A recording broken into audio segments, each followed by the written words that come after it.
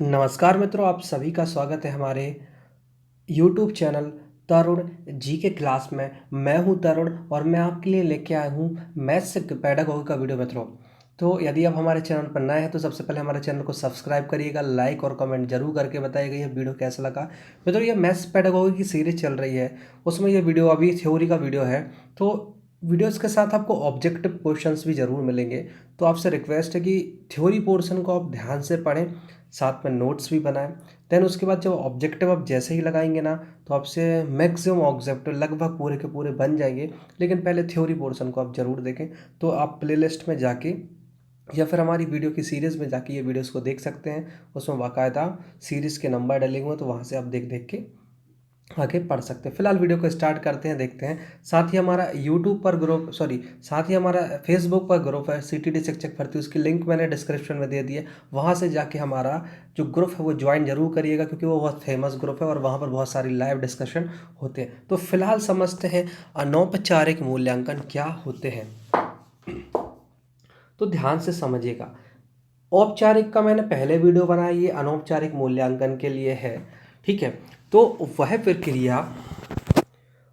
प्रक्रिया या मूल्यांकन जिसमें पूर्व निर्धारण नहीं होता है, अनौपचारिक मूल्यांकन कहलाता है। औपचारिक में पहले से निर्धारण होता था, प्लेसेस होता था, समय होता था, पाठ्यक्रम होता था, सब होता था। अनौपचारिक में कोई भी प्रक्रिया मूल्यांकन पहले से निर्धारित नहीं होती है, वह अनौपचारिक कहलाता है। साथ ही इस मूल्यांकन द्वारा विद्यार्थी का हम गुणात्मक मूल्यांकन किया जाता है।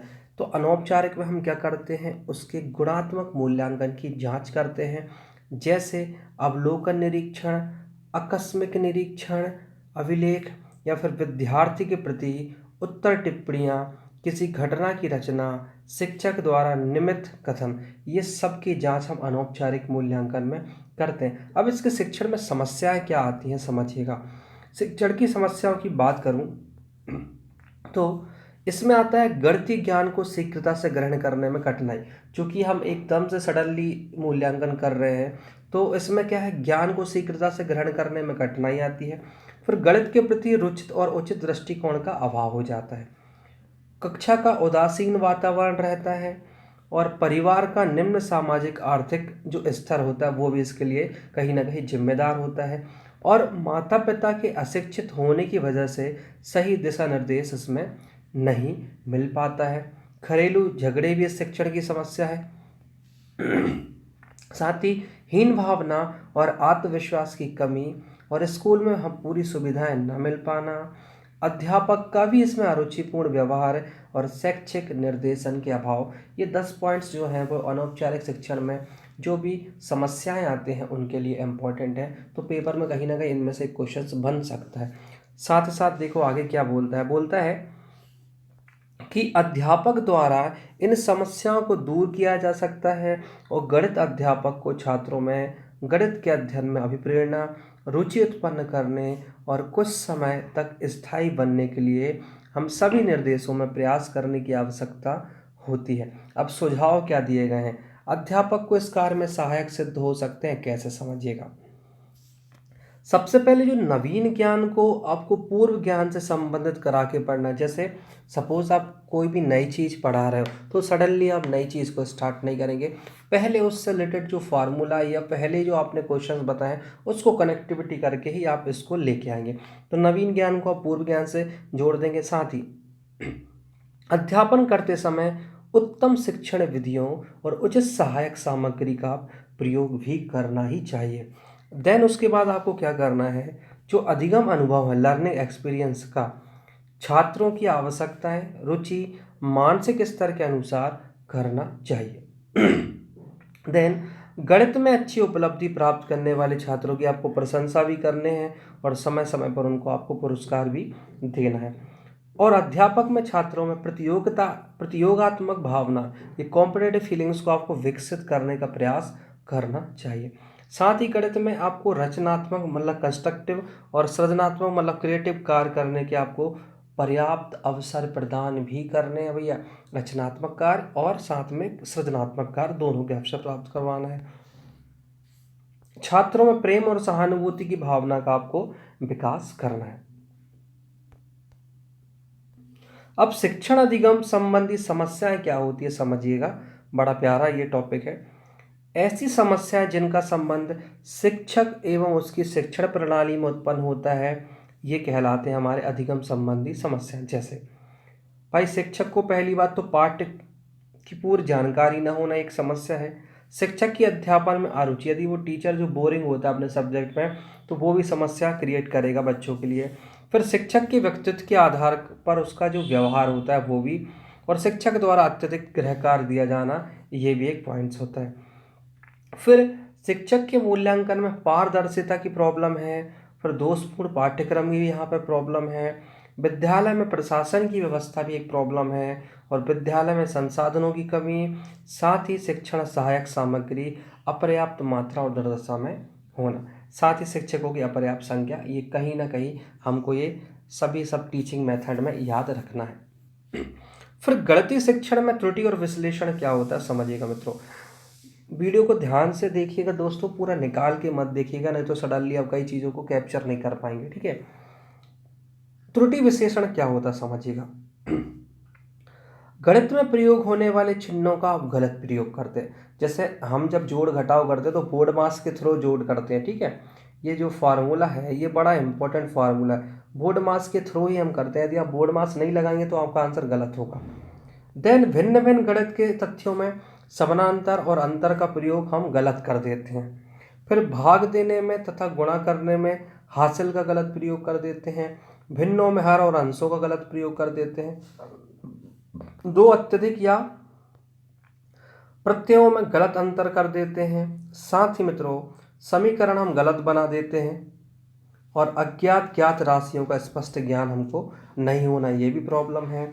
और रेखा गणित के चित्रों की बनावट सही नहीं बना सकना, और गणित के उपकरणों का प्रयोग गलत करना, साथ ही भाषा को गणित की भिन्न इकाइयों में प्रदर्शित न करना, एक ये भी बड़ी समस्या है। तो एक से दूसरे में परिवर्तन करते नहीं बनता है। औसत, प्रतिशत, एलसीएम, एचसीएफ आदि का ज्ञान करना, और तर्क और भिन्नता संबंधी प्रश्नों के सही उत्तर न देना, ये भी एक गणितीय शिक्षण में एक बहुत बड़ी प्रॉब्लम होती है। तो यहाँ पर अनौपचारिक शिक्षा की बात करें, अनौपचारिक शिक्षण मतलब जो सडनली हम एक तरीके से शिक्षा दे दे बिना किसी तैयारी के या बिना किसी प्रिपरेशन के, बच्चे इसके बारे में कुछ ना जानते, अनौपचारिक कहलाता है, ठीक है। नैदानिक परीक्षण क्या होता है ध्यान से समझिएगा, ये पेपर में सबसे ज़्यादा आने वाला पोर्शन है, नैदानिक शिक्षण। नैदानिक शिक्षण छात्रों में कठिनाइयों और कमजोरियों का पता लगाने के लिए जिन परीक्षाओं का प्रयोग किया जाता है, नैदानिक या नैदानात्मक परीक्षाएं कहलाती है। ध्यान से समझना, नैदानिक शिक्षण गणित में छात्रों की कठिनाइयों एवं कमजोरियों का पता लगाने के लिए जिन भी परीक्षाओं का आप प्रयोग करते हैं उन्हें हम नैदानात्मक या नैदानिक परीक्षाएं कहते हैं। मतलब आपको कुल मिला के छात्रों की कमजोरियों का पता लगाना है, और उसके लिए जो भी आप परीक्षण करोगे वो आपको नैदानात्मक परीक्षण या परीक्षाएं कहलाएगी। देखो, नैदानात्मक परीक्षण व्यक्ति की जांच करने के पश्चात किसी एक या अधिक क्षेत्रों में उसकी विशेषताओं, कमियों को व्यक्त करता है, और इसके अंतर्गत संपूर्ण विषय वस्तु का विभिन्न भागों में बांट लिया जाता है। पूरी की पूरी जो विषय वस्तु है ना, उसको हम छोटे छोटे भागों में बांट लेते हैं, तथा प्रत्येक प्रकरण भाग से संबंधित नियमों, सूत्रों, संक्रियाओं आदि को प्रश्न पत्र में हम शामिल करते हैं। देखो कैसे, निदान किसी कठिनाई का उसके चिन्हों या लक्षणों से ज्ञान प्राप्त करने की कला है। निदान किसी कठिनाई का उसके चिन्हों या लक्षणों से ज्ञान प्राप्त करने की कला का कार्य है।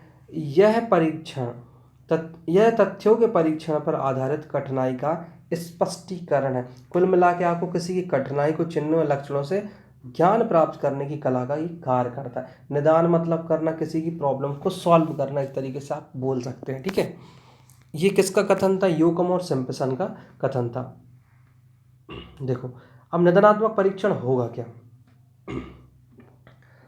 आप देखेंगे कि किसी प्रक्रिया को पूर्ण करने के पश्चात शिक्षक द्वारा विद्यार्थियों की उपपत्ति की जांच के लिए परीक्षण किया जाता है, और मूल्यांकन द्वारा निकले निष्कर्ष से पता लगता है कि कुछ विद्यार्थियों ने बेहतरीन कार्य किया, इसके विपरीत एक विशेष वर्ग ने अपेक्षा से कम प्रदर्शन किया और शिक्षक को उस विशेष वर्ग की निम्न निष्पत्ति के आने के कारणों का पता लगाना है। मतलब जैसे आपने एक टेस्ट लिया तो आप देखिए कि उस टेस्ट में एक बच्चा एक टॉपर है, एक अच्छे खासा नंबर गेन कर रहा है, लेकिन उसके अपोजिट कुछ बच्चे ऐसे होते हैं जो बिल्कुल औसत से भी कम अंक प्राप्त करने हैं। तो उनके कारणों का पता लगाना है और उनको हमको सॉल्व करना है। ठीक है, इस प्रक्रिया को देखने के बाद यह बेहद आवश्यक है कि उस क्षेत्र विशेष का निर्धारण किया जाए जहां विद्यार्थियों को कठिनाई होती है।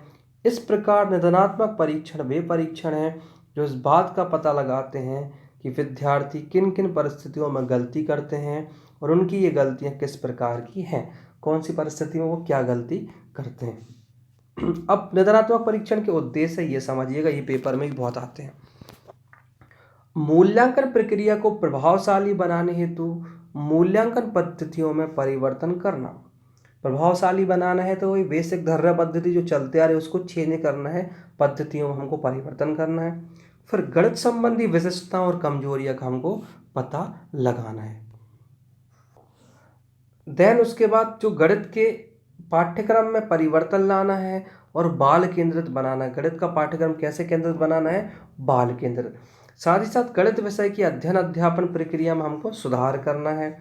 फिर अधिगम अनुभव और अधिगम प्रक्रिया के अवरोधक तत्वों को ढूंढना है और उपचारात्मक शिक्षण की हमको व्यवस्था भी करनी है। छात्रों की कमियों और कठिनाइयों के आधार पर शैक्षिक और व्यावसायिक निर्देशन भी हमको देना है मित्रों, है ना।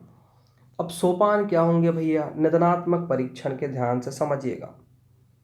वे शिक्षार्थी जिनकी गणित में उपलब्धि अपेक्षित स्तर से कम रही है उन्हें अब सहायता की हमको आवश्यकता है। अब मूल्यांकन कर लिया, प्रॉब्लम पता चल गई, अब हम क्या करेंगे? उनकी प्रॉब्लम को सॉल्व कैसे करेंगे? तो हम उनको अलग से थोड़ी सी सहायता एक्स्ट्रा देंगे। फिर गलतियां किस और किन क्षेत्र में हुई है, बालक गणित के किन क्षेत्रों में त्रुटियां कर रहे हैं, ये हमको देखना है। गणित की प्रकृति का ज्ञान प्राप्त करने के बाद यह ज्ञात किया जाता है कि त्रुटियों के मूल कारण क्या हैं और यह कार्य कुछ कठिन होता है। इसमें शिक्षक की तर्क शक्ति काम करती है। साथ ही समस्या कठिनाई के कारणों की जानकारी हो जाने के बाद यह बात पर विचार किया जाता है कि उन्हें दूर करने हेतु क्या उपचार किया जाए और उपचार की प्रविधि समस्या विशेष प्रकृति पर हमें निर्भर करती है। तो याद रखना, गणित शिक्षण के उद्देश्य सोपान सभी कुछ आते हैं पेपर में। तो ये तो अपना निदानात्मक था। अब आते हैं उपचारात्मक परीक्षण पे।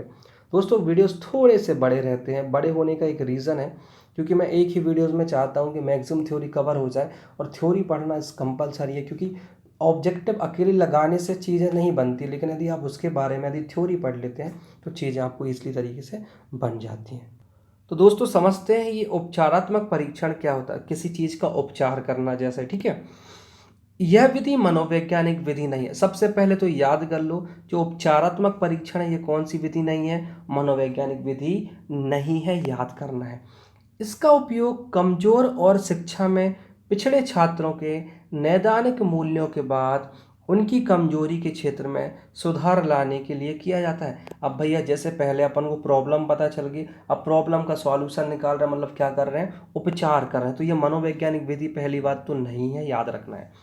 उपचारात्मक परीक्षण मूलतः एक उत्तम शिक्षण विधि है। ये कैसी शिक्षण विधि है? उत्तम, जो छात्रों के अपने मानसिक स्तर के अनुरूप प्रगति करने का आपको अवसर प्रदान करते। किसने बोला? ब्लेमर और जोन्स ने बोला है।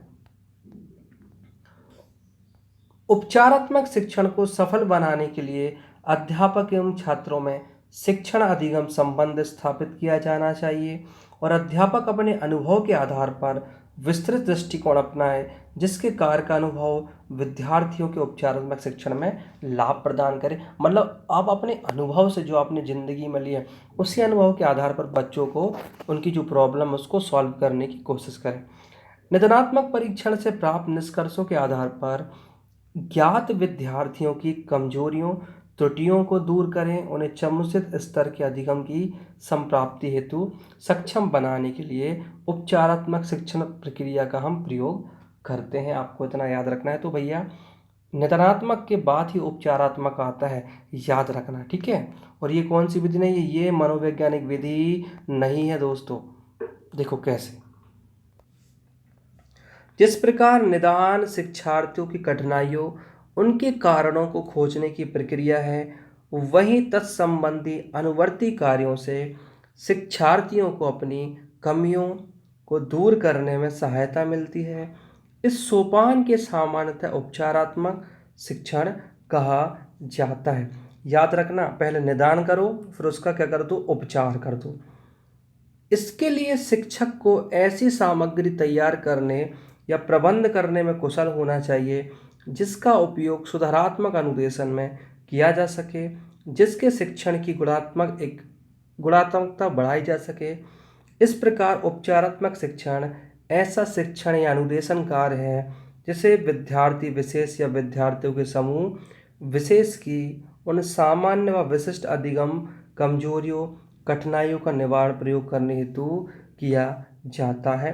इतना आपको याद रखना है। तो दोस्तों, क्योंकि मैथ्स की पेडागोगी में तो निदानात्मक, उपचारात्मक, औपचारिक, अनौपचारिक ये सभी आते हैं, लेकिन यदि आपको इन सब की मीनिंग सर भी पता है ना, तो आप इजीली राइट आंसर लगा लेंगे भाई। क्योंकि ये तो हमारा थ्योरी पोर्शन यहाँ पर फिनिश हो रहा है, लेकिन अब आपको मैथ्स पेडागोगी के ऑब्जेक्टिव्स क्वेश्चंस मिलने वाले हैं, वो भी बहुत सारे।